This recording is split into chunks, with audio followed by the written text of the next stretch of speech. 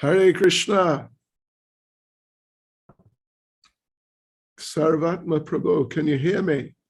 I can hear you perfectly well. Hare Krishna Maharaj, accept my obeisances and those of everybody present and absent. Glory to Srila Prabhupada. Haribol, Haribol. You know, I got the time. There's a mistake with the time. I thought we were beginning at 2, my time. But it's 1. Oh, because we are on daylight savings. Okay. Yeah. Anyway, I was sort of in the process of doing a little preparation. Well, we'll like spontaneity. Oh, that's good, because that's what you're going to get. Okay. Hare Krishna, everyone. Devotees of the Lord. Let's see. So, yes, first of all, some prayers. Can I first introduce you? It's not that you need to be introduced. Well, it's not much. All I know is you were being groomed to play for the Junior All Blacks, which is not a very nice intro, because we have a bunch of South Africans that are not going to be very happy with that. Okay. Anyway, that'll do. That's enough. I think, you know, generally people have heard the name before. My name, and, you know, Hare Krishna Das is from South Africa, right? That is correct. Yes. Oh, yes. We're old friends. And so it's Parijata. Oh, Parijata. Is Parijata there? Yes. Well, Well, Gita Nagari. yes, correct. Okay. Great. Hare Krishna, Parijata Devi Dasi. And Hare Krishna, Agari Krishna, Prabhu. Hare Krishna Maharaj. I'm currently milking the cows, but thank you for joining us. Okay. Sambanani. Sawabona Maharaj. Okay. Kunjani. Okay. Can't see. Okay. All right. So shall I just start then? Please do. The cows look very nice. Sure. They look really exceptionally beautiful, actually. We have a Really whole collection of brown Swiss. Oh, I see. I see. Yeah, they're big. Yes, they're 2,000 pounds. Yeah. And there's Mother Parijata, Hare Krishna. Okay, I think she, Krishna Maharaj, please say my obeisance. So nice to have you. thank you. Nice to see you after too long a time. So anyway, and Hare Krishna Bubrit Prabhu, Jiva Pandit Prabhu, and everybody else. And I guess I just begin, yeah? Yes, please. Let us begin. First of all, let us begin with some prayers. Nama Om Vishnu Padaya Krishna Presta Bhutale Shrimati Bhakti Vedanta Swaminiti Namane Namaste Saraswati Deve Gauravani Pracharane Nira Vishesha Shunyavadi Paschachade Shatarane Sri Krishna Chaitanya Prabhu Nityananda Shri Advaita Gadadha Shivas Adi Gaura Bhakta Vrinda Hare Krishna, Krishna Krishna, Hare Hare, Hare Rama, Rama Rama, Hare Hare. Vanchakalpatarubhyascha kripa sindhubhya evacha patitanam pavanebhyo vaishnavebhyo namo namaha. Srila Prabhupada ki jai. And Sarvatma Prabhu, are you in Gita Nagari and not in Santa Barbara or whatever? That is correct. I live in Gita Nagari. Oh, I thought you were in Santa Barbara or somewhere around there. Just for a quarter of a century. Okay, anyway, very good. I'm very happy to be here with you all. Thank you for inviting my humble self to come along and try to say a couple of words, a few words on Srimad Bhagavatam. I believe, if I remember correctly, I should read Srimad Bhagavatam, 4th canto, chapter 25, verse 30. That is correct. And yeah, that's correct. And the chapter title is The Descriptions of the Characteristics of King Puranjan. And I must say, I've read through the verse a few times and the surrounding verses. I've read Srila Vishwanath Chakravarti Thakur's translation and commentary of the verse. And I've read Srila Jiva Goswami's also. And it is quite a verse, actually. It's a very, you could say, interesting verse. I mean, of course, every verse in the Bhagavatam is interesting. This is particularly interesting in a certain sense, at least. Anyway, I'm sure you'll get the idea as I read it. So I'll just read the Sanskrit, I guess. Yad esha mapanga vikanditendriyam savrida bhava smita vibramad bruva twayopasrishto bhagavan manobhava prabhadate tanu grihana shobhane. Translation. And this, incidentally, I guess, well, I am assuming it's Puranjan speaking. Yeah, extremely interesting character. So translation, certainly your glancing upon me today has very much agitated my mind. Your smile, which is full of shyness, but at the same time lusty, is agitating the most powerful Cupid within me. Therefore, O most beautiful, I ask you to be merciful upon me. And, I'm assuming, and I'm sure basically that you know the background, you know the context here. What's going on, what's been going on, and what's happening here, that Puranjan has met a very beautiful young woman and become, what should we say, deeply infatuated. So here's the purport by Srila Prabhupada. Everyone has lusty desires within.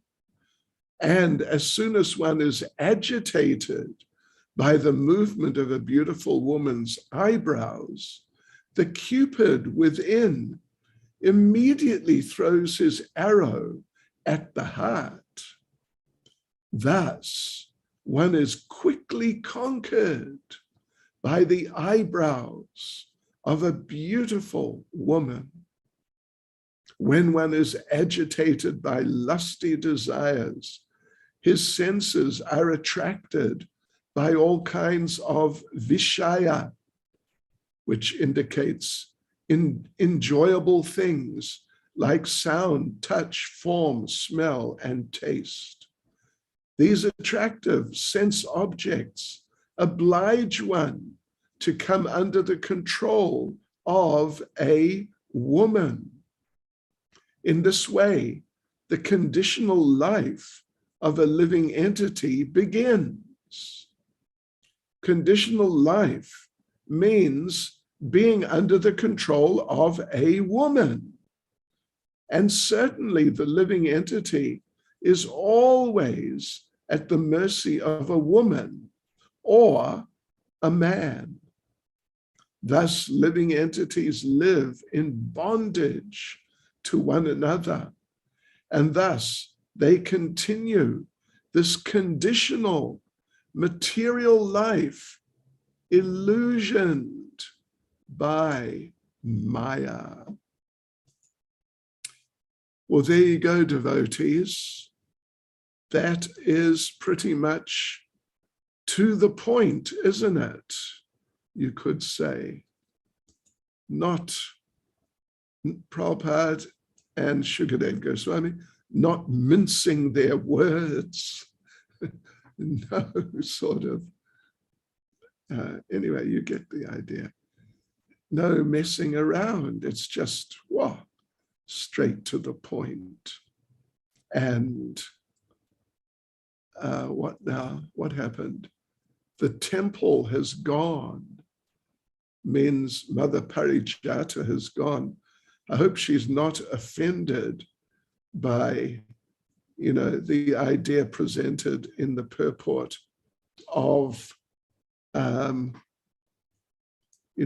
men becoming just like overwhelmed by women. Anyway, maybe she's got some important service to do. I would not be surprised at all. So, okay, devotees. Hare Krishna Maharaj, sorry. Oh. It's Dhruva. Yeah, Maharaj, we got some Wi-Fi. We have some issues. My obeisances, Raj Prabhupada. Still here. We can hear you have another connection. Wi-Fi is down, but we can still hear you. Okay. Excuse me. Please excuse me. And I'm very happy. I don't know when was the last time I saw you, but it was a while ago. Yeah, So and nice. I hope Thank all you. is well. Yes. I'm looking Yes, forward to happy. visiting you. Please, sometime. that'll be so wonderful. Do come. Sometime over the rainbow. There's a song. Okay. Thank you much. Okay, so let us just get into this.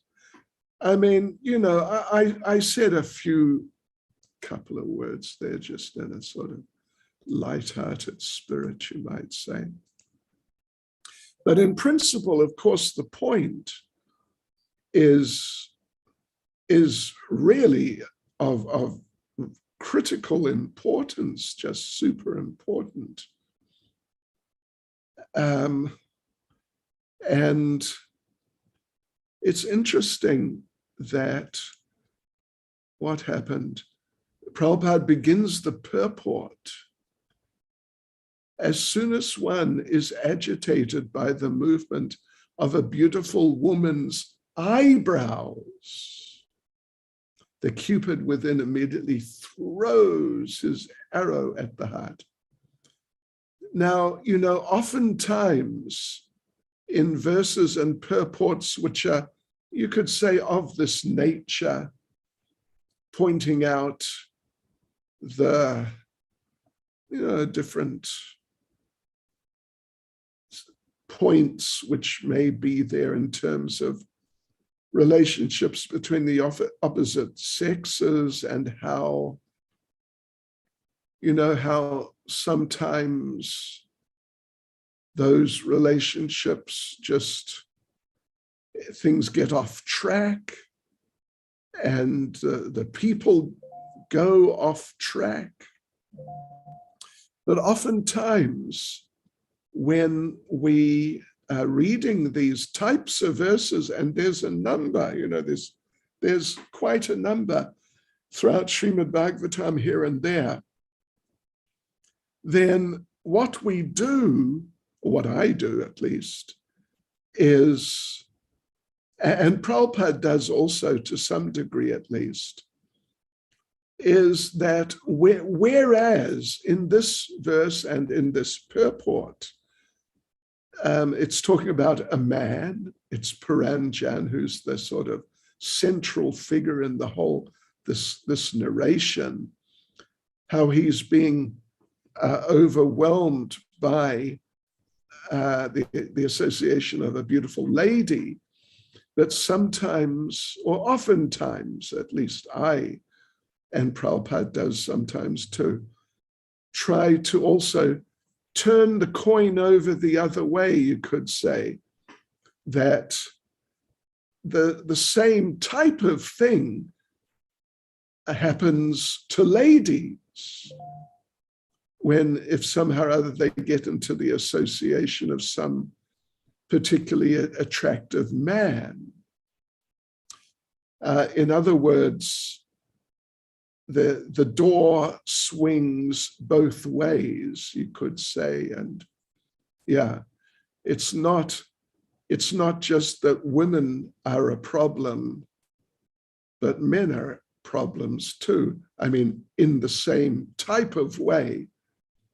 So, no, that's an important point. Here, you know, like I said, I read Jiva Goswami's purport to this verse, which is very short, and his purport to the previous verse. And in the previous, the purport to the previous verse, number 29, Srila Jiva Goswami says, in fact, this is the entire purport, actually. I'll just read it to you. It's one sentence. He was pierced by the tip of the arrow, her affectionate glance. That's interesting, isn't it? He was pierced by the tip of the arrow, which was her affectionate glance. There were so many features in you know, physical features, of course, we all know. There's so many physical features, and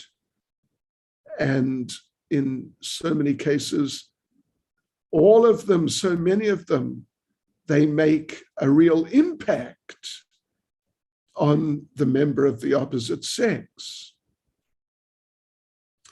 But what Srila Jiva Goswami says is that he was pierced by the tip of the arrow. This was this arrow that was just going to cut him down. He was pierced by the tip of the arrow, which was her affectionate glance. And it's interesting here in the purport here, verse 30, Srila Prabhupada says, we read it, and we read it again a few minutes ago, and I'll read it again. Everyone has lusty desires within, and as soon as one is agitated by the movement of a beautiful woman's eyebrows, the Cupid within immediately throws his arrow at the heart. Now, I don't want to be sort of trite or cheap or just, you know, frivolous, but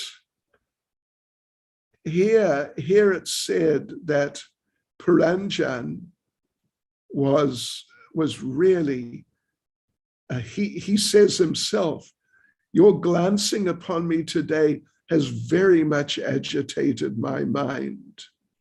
The glance has really had an effect.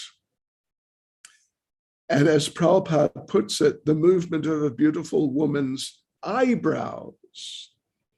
Now, I don't know what happens necessarily to ladies when they get some glance from an attractive male. I've been out of that line of business, line of activity in a few months, it'll be 50 years. So, and I try my best to keep out of it. But anyway, maybe it's the same. I know women are attracted to men, and there must be something which attracts them, including physically. Also, maybe their financial status. In many cases, at least I've heard such things. Yeah. But yeah, men are attracted to women, women are attracted to men. And of course, we all know in this day and age, it's gone sort of onto a broader scale, that women than women being attracted to men and men to women. We won't get into that, and I won't make any sort of comments, but you know what I mean. These things are going on. So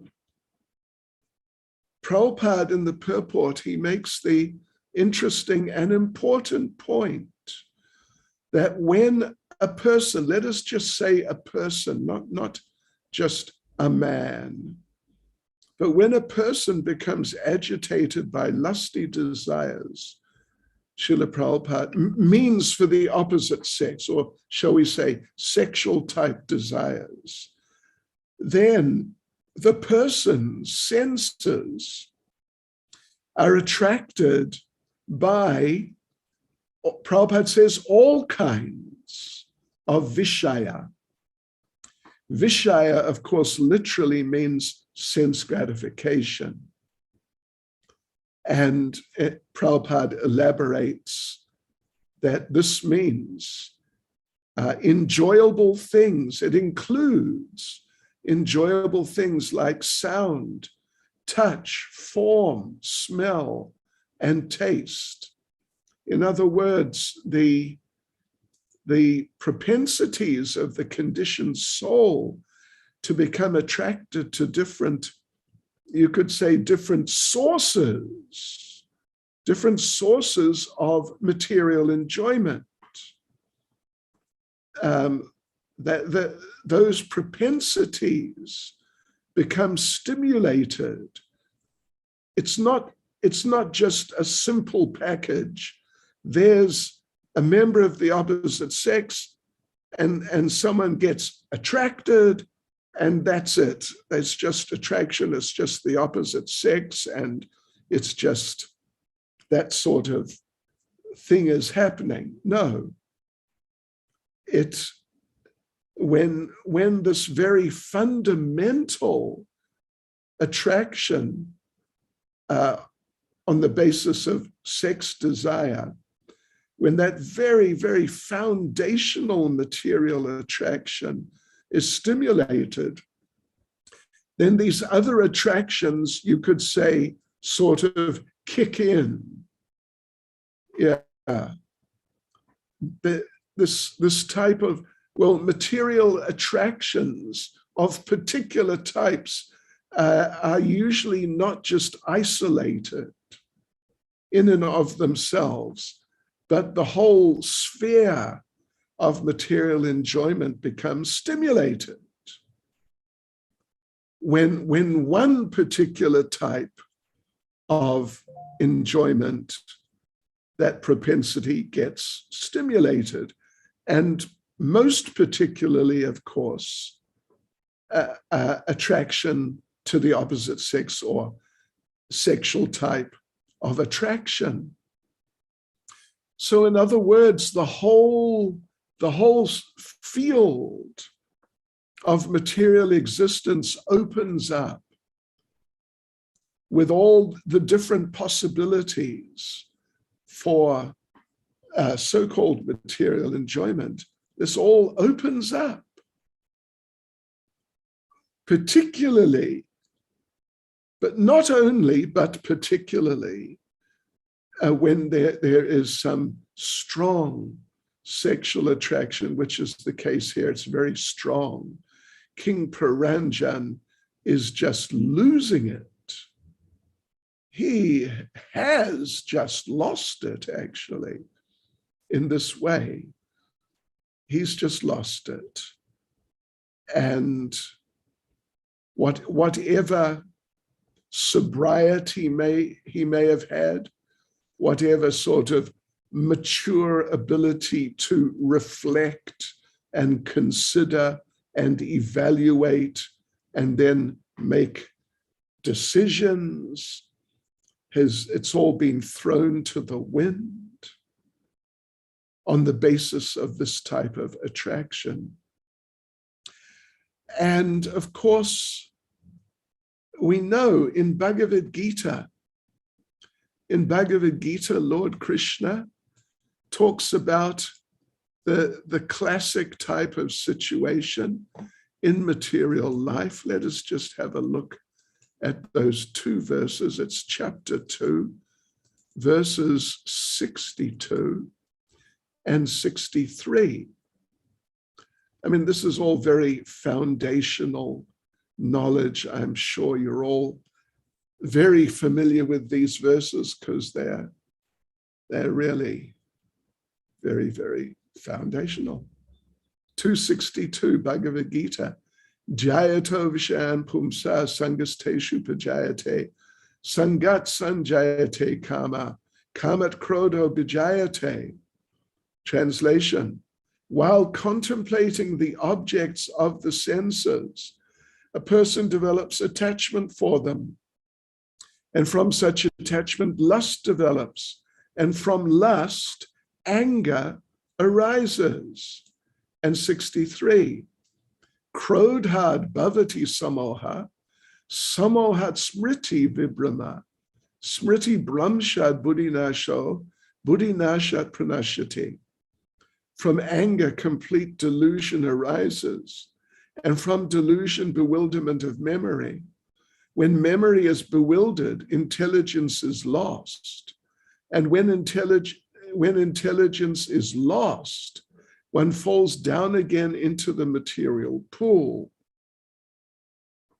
So these are real classic verses. These are just really the most foundational, I would say, pretty much, of all, in all of our literatures given to us by Prabhupada, how material existence works on that very fundamental foundational level, that materially conditioned souls who are convinced that life is for sense gratification and happiness, which we're all looking for, is to be found specifically in sense gratification.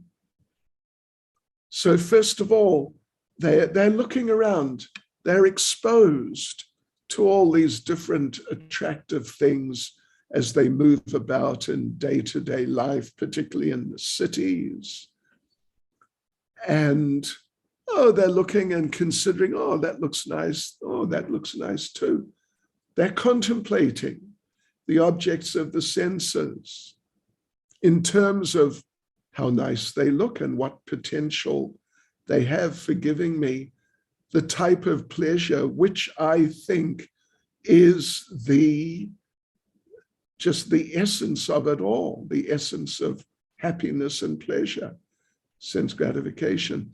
So while contemplating, checking things out for sense gratification, a person becomes attached.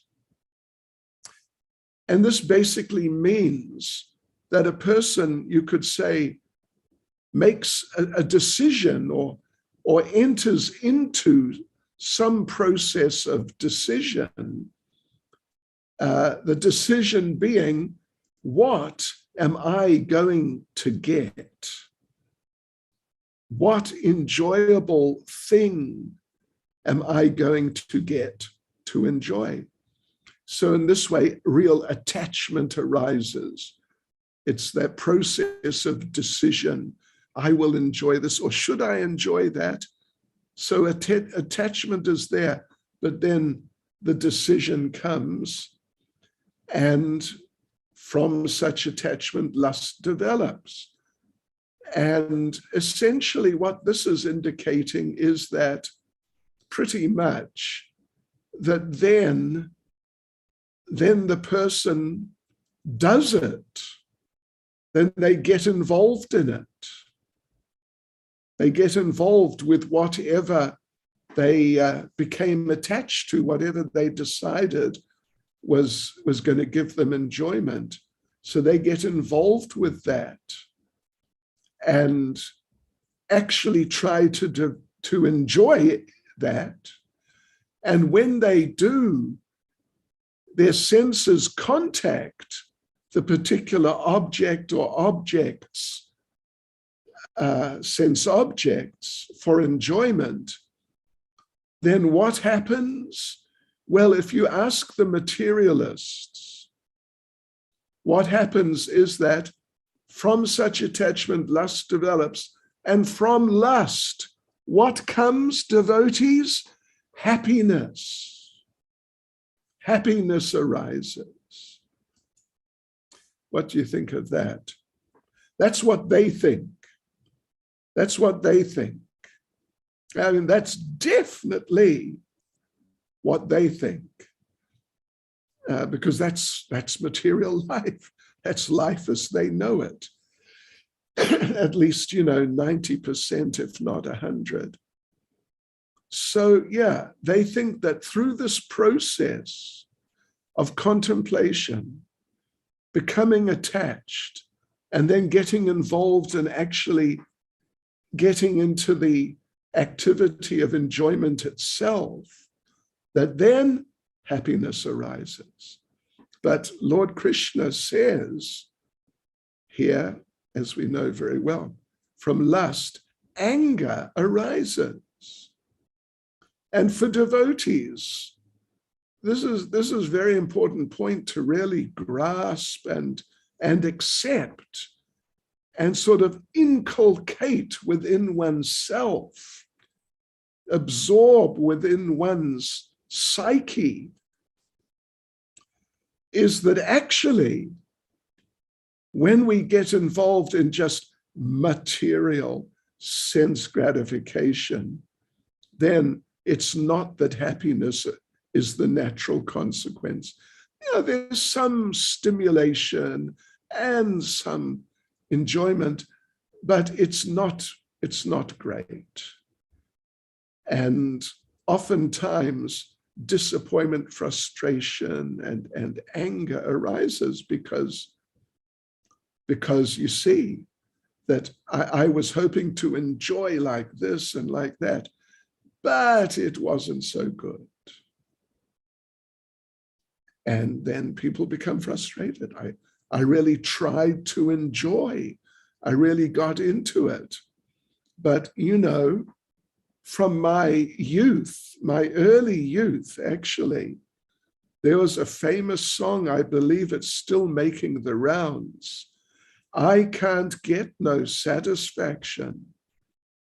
If you haven't heard that song, then you are not really a person of Kali Yuga. I saw them do it live in January 1965 in New Zealand. I was born and raised in New Zealand. Yes, and I heard them do it live. And one devotee met either Mick Jagger or Keith Richard, like about a year, or no, it was before COVID, just before COVID. So 2019, and asked them, did you get satisfaction yet? And the member of that group just laughed and didn't say anything. This is what I was told. But, I can guarantee that they have not got their satisfaction yet. So So that's the process of material life. And this is what Puranjan is being faced with here. He is super contemplating. He is deep in contemplation, and he's beyond simply contemplating. He's really attached, and he's about to go for it. Well, he's actually in the process of going for it by trying to seduce her by sweet words. And maybe she wants that. Yeah, anyway, one way or another, this is basically what's going on here. So, and as devotees, we have to have that conviction. We have to cultivate the conviction. And, you know, you could say we have to pray for that conviction, to understand that I really, there's a great need for me to see through the veneer of the material sense objects and the promise of enjoyment which they basically embody. And just while I'm at it, I'll refer to another very important verse in this regard, Bhagavad Gita chapter 5, verse 22. Yehi samsparshaja boga dukkha yonaya evate adyantavanta konteya nate shuramate buddha. An intelligent person does not take part in the sources of misery which are due to contact with the material senses. O son of Kunti, such pleasures have a beginning and an end. And so the wise man does not delight in them. So we should try to become wise men and women in these terms.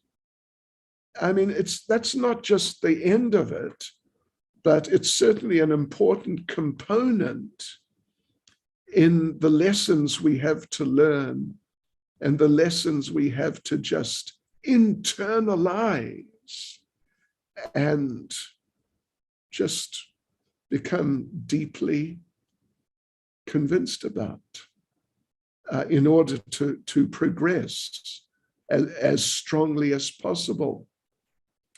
And of course, that's done through Krishna consciousness, obviously.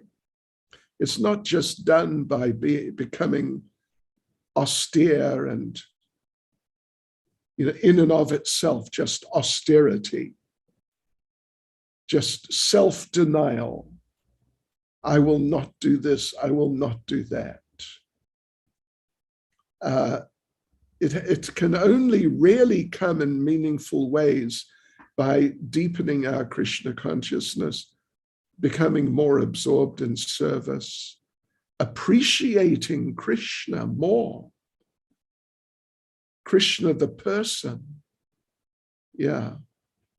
Like this, we can become able to really become free from these things, which is essential for deeper progress in Krishna consciousness. In this regard, I want to tell you a story. I'm sometimes known as a bit of a storyteller. So anyway, I am going to tell you a little bit of a story, and it's a good one. In Vrindavan town, on the parikrama path, which circles around Vrindavan town, when you come from our Krishna Balaram temple and you come around and you go down, and then you come to where the path goes kind of parallel to the Yamuna, it goes all the way to Kesi-ghata. I imagine you know the area I'm talking about. It's a long stretch. It starts from just down from our temple. So if you, as you're walking along there is a place called Apsara Ghat. It's not so far, it's about, a few hundred meters, a couple of 100 meters maybe, before Kaliya Ghat. If you know the area, I imagine many of you know the area.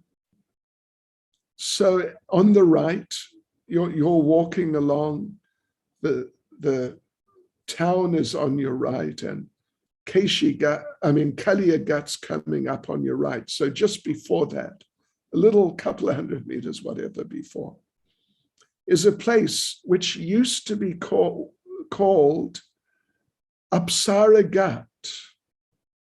Apsara Ghat. You know, the last times I've been there, looks like it's become built up. It used to be open, with a nice little open area going back like 25 or 40 meters and maybe 15 or 20 meters wide, and just grass. And that was Apsara Ghat. And at Apsara Ghat, a very nice and very important pastime of Krishna took place. So at Apsara Ghat, one time, Krishna was dancing with the gopis. And Cupid came. And Cupid thought that, look at, he somehow, at that point, he was not aware Krishna is the Supreme Personality of Godhead. He thought this is just some young man dancing with all these young women. So Cupid thought, I am going to teach this young man a good lesson. Well, I mean, actually, he had heard that Krishna's Madan Mohan, the attractor of Cupid, and he had heard that Krishna feels he can dance with the gopis and not be affected by lusty desires. So Cupid thought, okay, this Krishna thinks that he's free from lusty desires for the opposite sex. Well, let's just see about that. Let's put him to the test. Because when Cupid fires one of his arrows at someone, and that arrow strikes the person, then what it does, it just generates or inflames the propensity to lusty desire in the person's heart. And then they become lusty and, attracted and trying to enjoy materially. So Cupid said, okay, I will do that. I will fire an arrow which will hit Krishna, and then Krishna will become overcome with lusty desire. And, like this, his relationships with the gopis will become very much lusty. And Cupid thought that I will stand back and I will laugh at Krishna. He thinks he's free from my influence. So there's Krishna, he's dancing with the gopis back and forth around this Apsara Ghat area. And Cupid took one arrow and put it on his bow, and he's trying to aim at Krishna, but Krishna's moving too fast, back and forward and around and so on and so forth. And so Cupid is struggling to get an aim at Krishna. But while he's doing that, he's really focusing on Krishna. He's looking intently at Krishna. And suddenly he realizes, wow, this Krishna is really beautiful, actually. He's amazing. But then he thought, no, that's okay. I got to shoot an arrow at him. So back to trying to get his aim. But again, he couldn't get his aim. But he's focusing on Krishna. And again, he stopped and he thought, wow, actually, Krishna is incredibly beautiful. I can't believe it. I never saw anyone like this, beautiful like this. But no. Third time, I got to shoot my arrow at him. So again, he's trying to get his aim, but Krishna's moving too fast. And then suddenly he saw that Krishna is just too beautiful. Just overwhelmingly, incredibly beautiful. And Cupid became overwhelmed and he dropped his bow. And that was that. And this is the pastime of Krishna as Madan Mohan. He attracted the mind of Cupid at Apsara Ghat.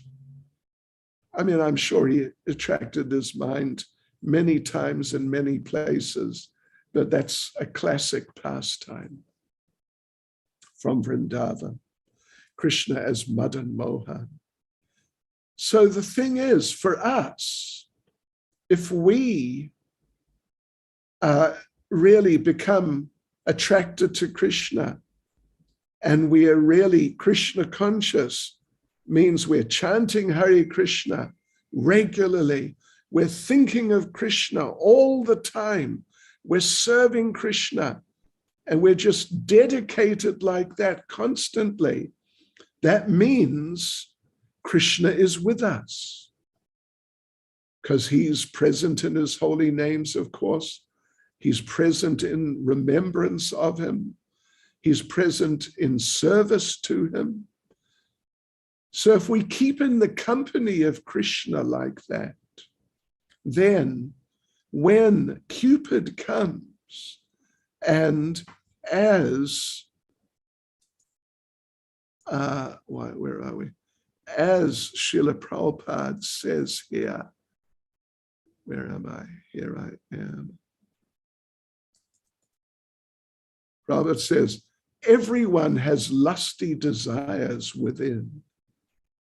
Yeah.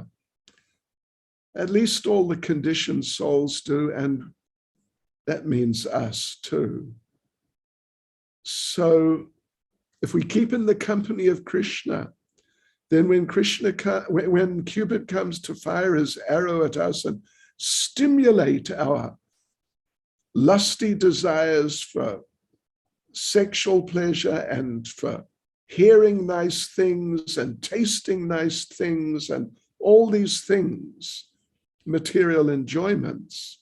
But if we keep with Krishna with us, if we're with Krishna all the time, then when Cupid comes to fire his arrow at us, which he will do,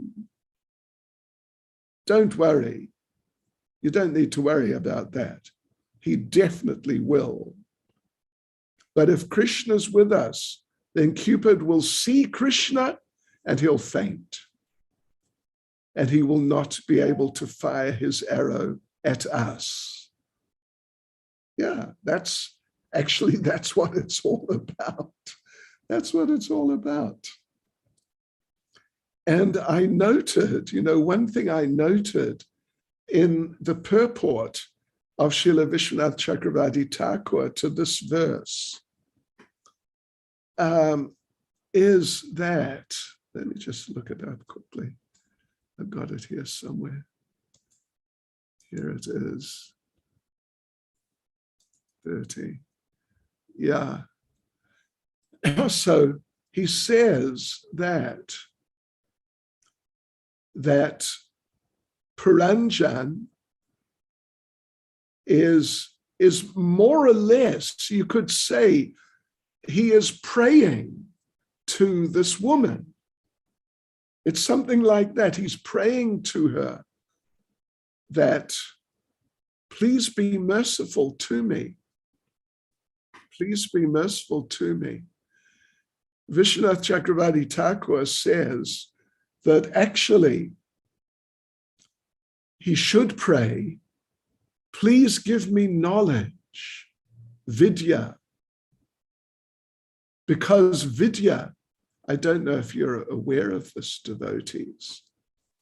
Kandarpa is Cupid in Sanskrit, and Kandarpa, that's Cupid. Vidya, knowledge, is a sister of Cupid. Yeah. So really it would be better, much better for Puranjan, because he's going to mess himself up quite royally. Would have been better if he prayed that, please give me your sister, Vidya. Please give me knowledge so I can make advancement. So anyway, you know, we need to become attracted to Krishna more. And then when we're attracted to Krishna, we need to become more attracted to Krishna. And when we're more attracted, we should become more attracted.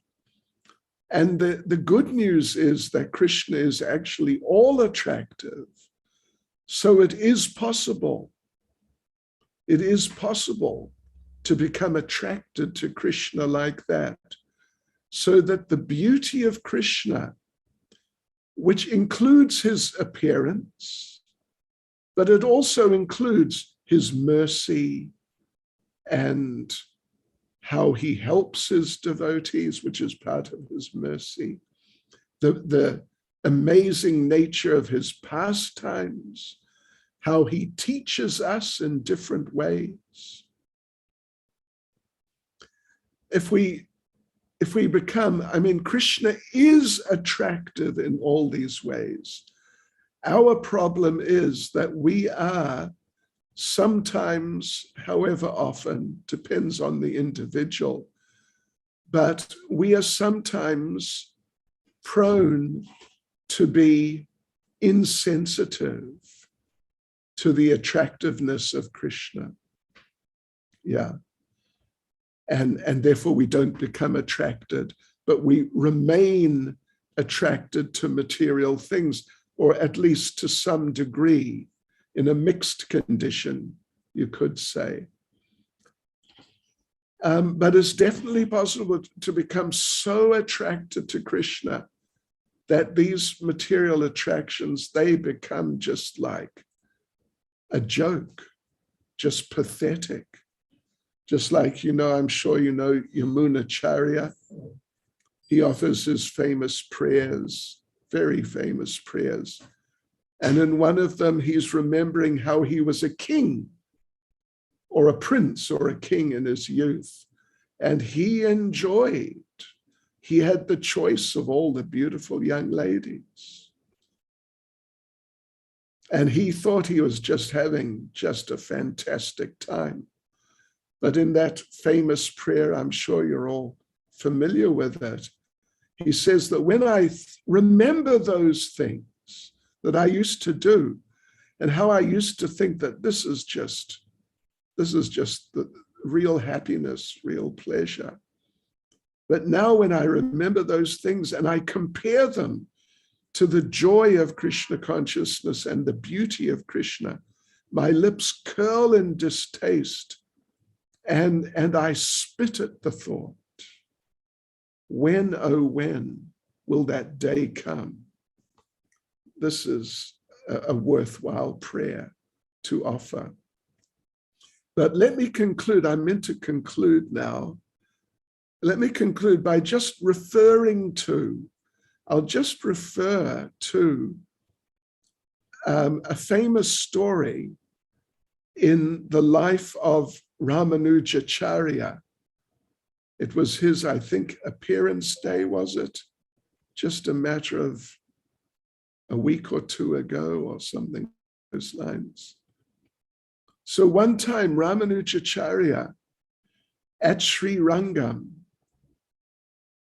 he was there in the street with one of his associates, I forget who, and he saw one young man, he saw a wedding party coming along the road. And there was the young man, the bridegroom, with his bride, they're together. And the young man, he's just so totally captivated. He's just walking along, just looking at his bride, just like completely fixated, looking at his bride. And Raman, and you know, it's a famous story, and I've forgotten the name of the person.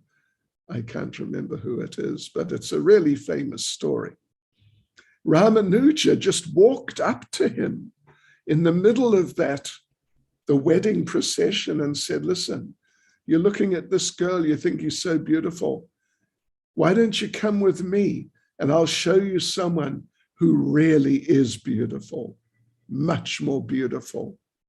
And he took that young man to the temple of Ranganath and gave him darshan of Ranganath.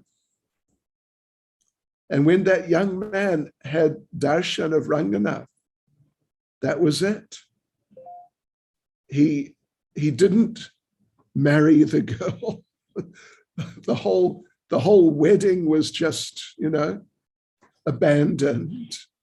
And he just joined Ramanujacharya and became one of the devotees of Ramanujacharya full time.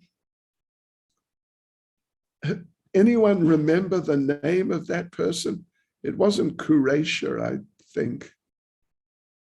You know, I was in the process of looking it up before I was suddenly informed that the class was an hour earlier than I had expected. I was actually in the process of looking in a biography of Ramanujacharya. Anyway, such is life. So there you go, devotees. Some thoughts on the subject. And time's up.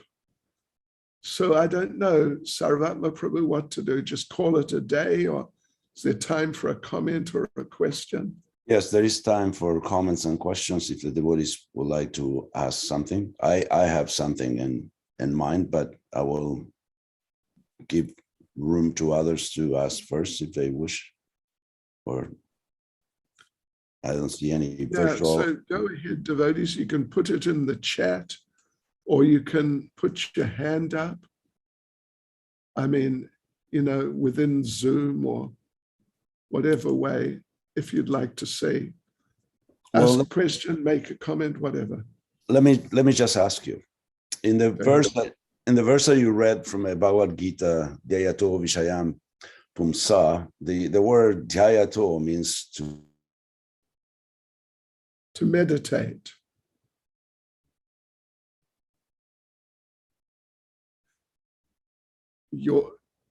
Your Zoom has frozen.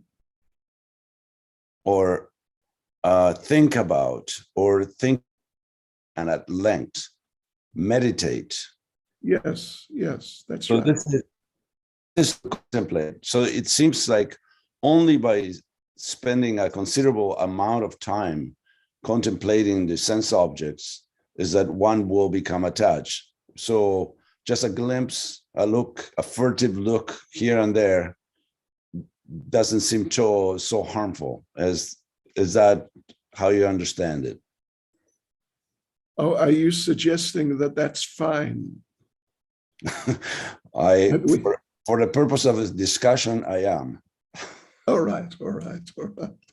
Well, you know, the problem is that, you know, of course, it depends on how attractive the object is, if we just use the term object technically, and how susceptible you are to that particular type of object.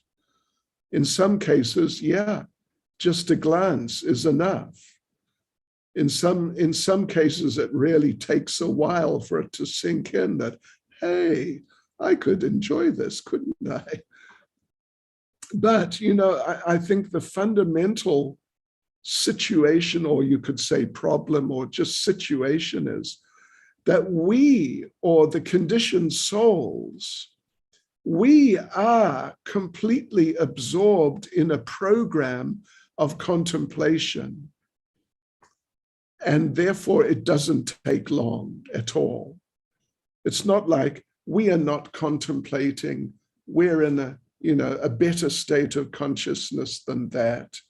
But then we're exposed to something, and then gradually some contemplation develops. We are in a program of meditation, contemplation, fixation, fantasizing even, sometimes. And therefore, under the sort of right circumstances, so to speak, it doesn't necessarily take very long. How does that sound? Well, I'm thinking of the example of cooking for Krishna. And as we cook for Krishna, we're not supposed to I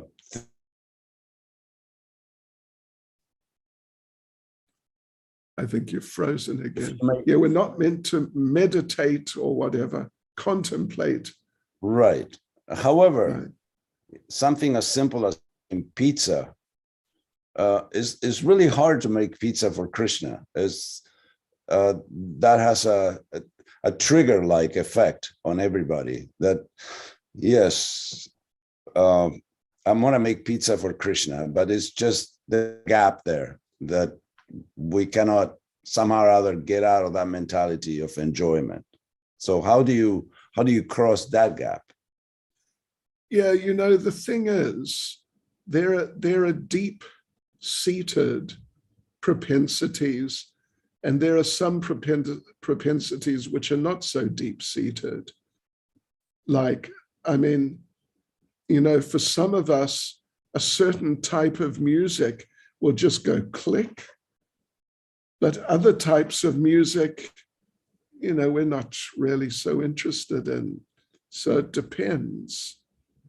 But pizza, well, of course, you know what a pizza is, right? Just to diverge slightly, I'm sure you've heard, a pizza is a self-realized chapati. That's what a pizza is. But anyway, the thing is this, what I would say is the thing is this, that you have to keep on doing it and keep on trying to be in the right consciousness. And gradually, by Krishna's mercy, because on one hand, you're becoming purified by trying to offer it nice, or to prepare it nicely and offer it in a really appropriate way. You're trying. And on the other hand, Krishna is watching, and Krishna gives his mercy. Through your trying, there's some purification, and Krishna gives his mercy, there's some purification, until finally you'll come to the point you'll be able to offer or cook, prepare, and offer the most incredible super duper pizza of all time to Krishna. And you'll just be in that focused mood that, my Lord, this is for you. How do sannyasis deal with it? When I asked our Sridhar Maharaj, actually somebody else asked, do you sannyasis ever think of women or have lusty desires? And he was a very special devotee, whom I love very. And he said, "Oh, all the time. We just don't act on them. We just don't contemplate." In other words, so is there a technique? Is there a particular? Okay, there's. I can't walk very straight, so give me a cane, give me a crutch, give me a wall, give me something to hold on to. How, if you're in a certain stage, just like Bilva Mangala Thakur, we cannot all take our eyes out. So how is that we as we make advancement, there must be more hurdles as Maya gets stronger as we get stronger. So how do you deal with that at that point? Yeah. Well, I would say that through the lifestyle of a sannyasi, this is one thing. I mean, there can be a number of things, but one thing is through the lifestyle, the way of life of a sannyasi, there is a type of purification which is ongoing. It's an ongoing sort of purifying influence through the lifestyle, through studying and preaching so much and chanting so much, which really helps a lot. And, you know, I can just say myself, when I took sannyas almost 30 years ago, I found that it wasn't a huge change of lifestyle from how I had been living as a brahmachari, but there was some change. And therefore, I found it easier. And yeah, I found it easier. And therefore, you know, even though those tendencies are definitely still there, but one can carry on in that position happily enough because of the purifying effect of the way of life, the association which is there, and all the hearing and chanting, so much hearing and chanting that goes on, classically, at least in the life of a sannyasi. But, you know, seeing you mentioned Sridhar Maharaj, you know, he told a story about him taking sannyas. I'm sure you must have heard of it. That Prabhupada asked him, he asked Prabhupada, can I take sannyas? And Prabhupada asked him, are you completely free from sex desire? And Sridhar Brahmachari said, no, Srila Prabhupada. And then Prabhupada said, are you 75% free from sex desire? And Sridhar said, no, Srila Prabhupada, I'm not. And Prabhupada said, are you 50% free from sex desire? And Sridhar said, I think so, Srila Prabhupada, something like that. And Srila Prabhupada said, all right, then, you can take sannyas. If you're 50% free, you can take sannyas. So those are some thoughts on a complex subject. I appreciate it very much. I'm gonna give Lila Madhuri a chance to ask. Yes, please go ahead. Thank you very much. I have two questions, Maharaj, if it's possible. Regarding you tell two stories. And first about Yamunacharya.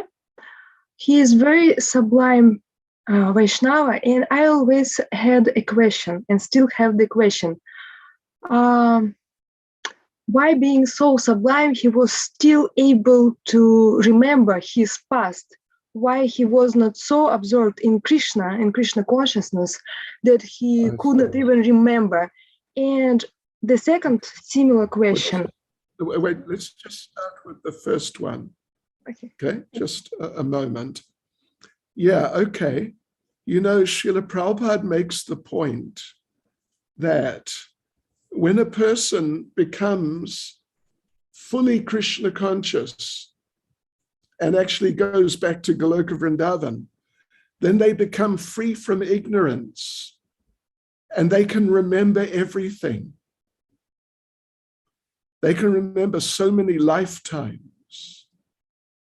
What happened? And Prabhupada makes the point that in our conditioned state, we can't remember like that. We can remember this lifetime only and not so much from this lifetime. But when you become free from ignorance, you can remember everything. So it's not that someone like Yamunacharya, or we can say like Srila Prabhupada, because Prabhupada's on the level of Yamunacharya. He is our example of the Yamunacharya level of absolute pure devotee. And it's not like Prabhupada was in some sort of, I don't want to say robotic state, but just some sort of state of absorption that he just lost contact with the world, particularly as an acharya.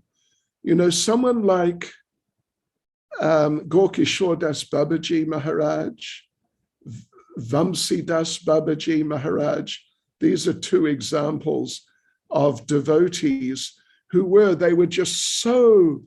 just kind of lost in Krishna. And they just lost contact with the outside world. But particularly when devotees are doing the service of being acharyas, they have to retain some, sort of consciousness of this world, because they got to deal with conditioned souls, like you and me. That's a challenge. And got to explain material life and help people deal with material life. So, Prabhupada Yamunacharya, he was also acharya.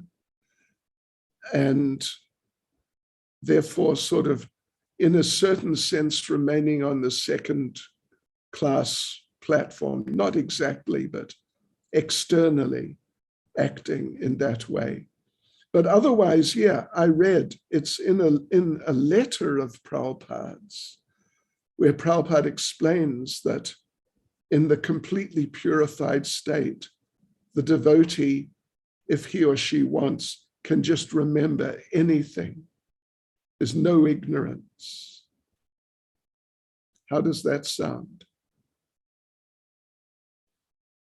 As opposed to the avadutas who are just, they're just in another world. Thank you. And second question? Thank you for allowing me to ask second question.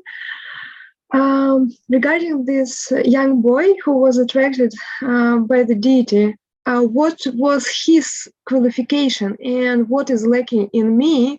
Why I see the deities every day and I'm not so attracted by Krishna? Yeah, well, he was a young Vedic Brahmin, that's one thing. So he had, some sort of background in these things. But otherwise, he got the mercy of Ramanujacharya.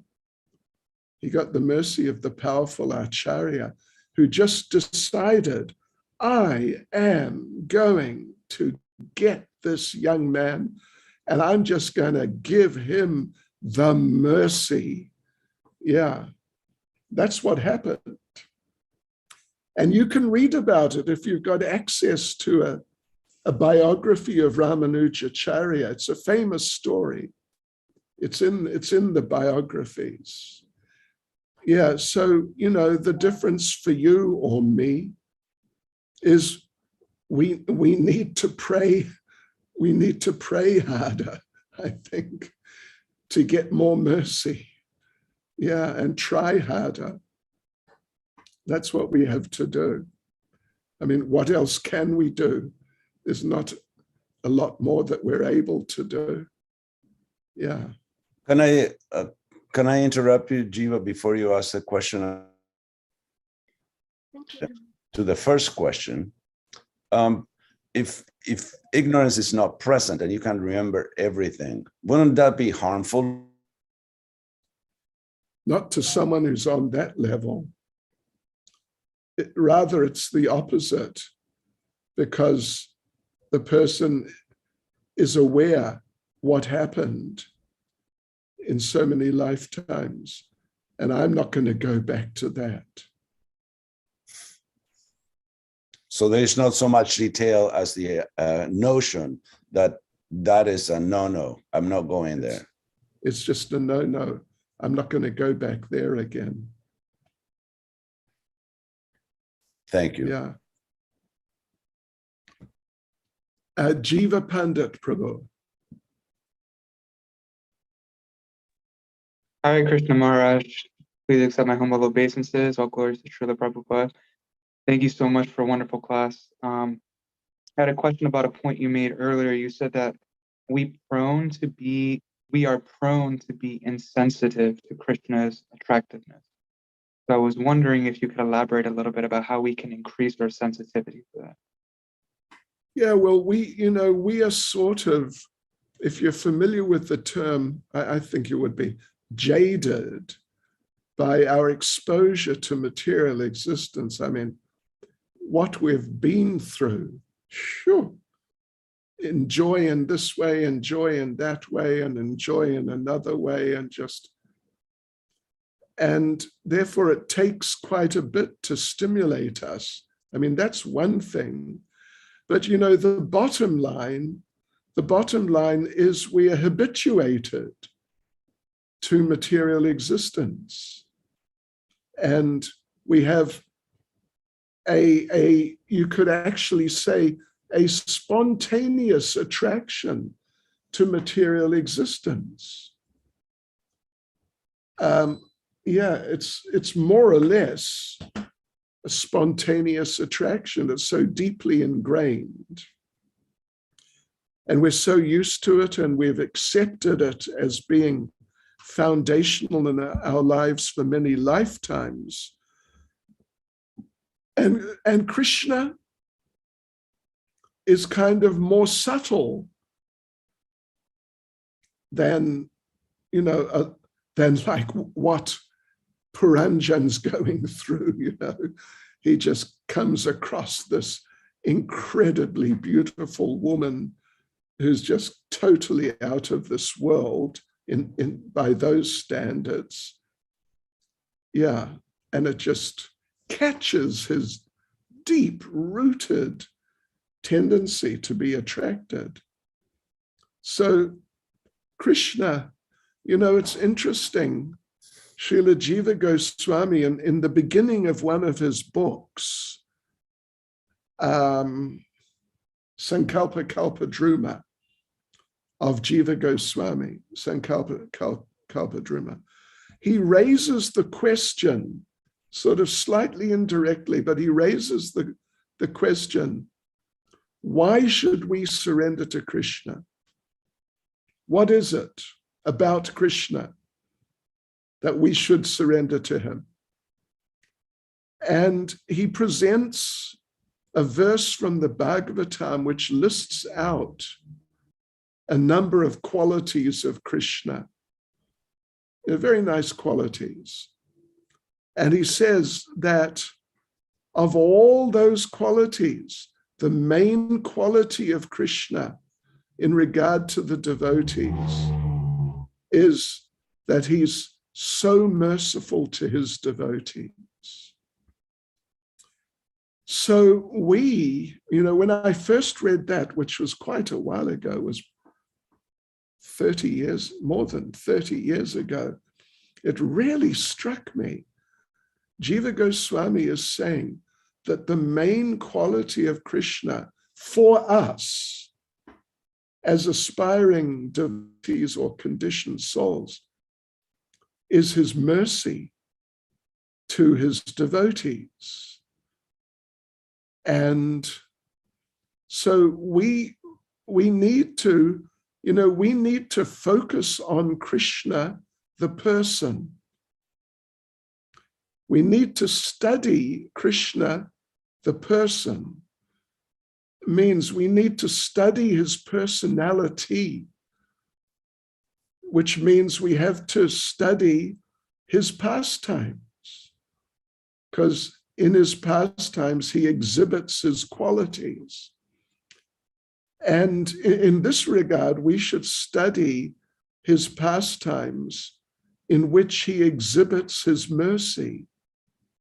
And if we do like that, then we'll see, like Krishnadas Kavi, I think it's Krishnadas Kaviraj Goswami says about Lord Chaitanya. If you study the mercy of Lord Chaitanya, you'll see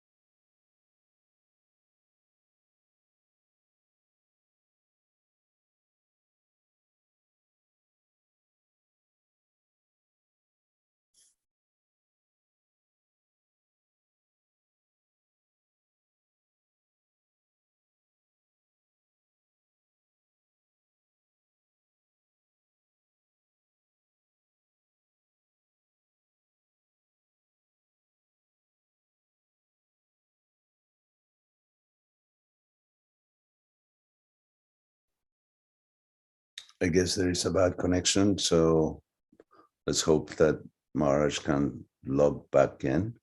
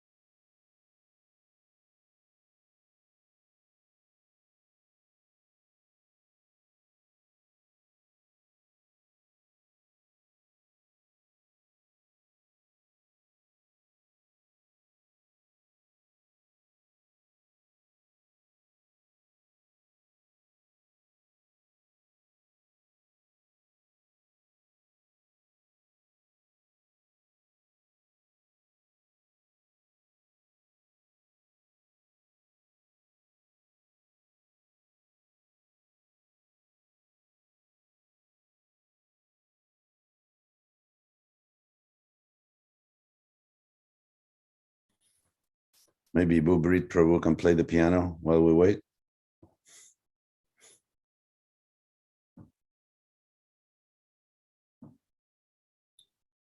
It's in a different room. I just wrote to Maharaj. It's not going through. The river is not read. They may have lost. Oh, Haribol. Jai Maharaj. Sorry. I'm sorry. No, it's Serious okay. internet problems. But anyway, just to conclude with Jiva Pandit Prabhu, we should try and study Krishna. Who is Krishna? What is Krishna? And if we do, we'll find that Krishna is like, he's amazing. And the way Prabhupada's presented him, it's just incredible. What a person. And we should try and appreciate Krishna as a person and not just sort of, I don't know, as a principle or something great, but Krishna the person. He's an amazing, amazing person. And if we do like that, then a natural attraction and appreciation and attraction will develop. And keep chanting without offenses as much as possible. Maharaj, we've been through the washer and dryer of material life so many times, so many cycles. In the 12th canto, you read the story of Markandeya Rishi, who was way more advanced than we can hope to be. And Krishna gave him a run for his money when maybe he asked the wrong question. He wanted to see how Maya operated, and he got the short stick out of that bargain. But what would it take for us to actually become attracted to Krishna. I think, praying as hard as we can. I mean, I do believe that we have the potential to be better, the potential to pray harder, the potential to be more attracted to Krishna, but there is a reason why we don't. It's not like we are not trying hard enough. There is something, whether it's baggage from previous lives, whether it's bad habits, whether it's bad association, whether it's attachments, etc., etc. But we're where we at because of our design and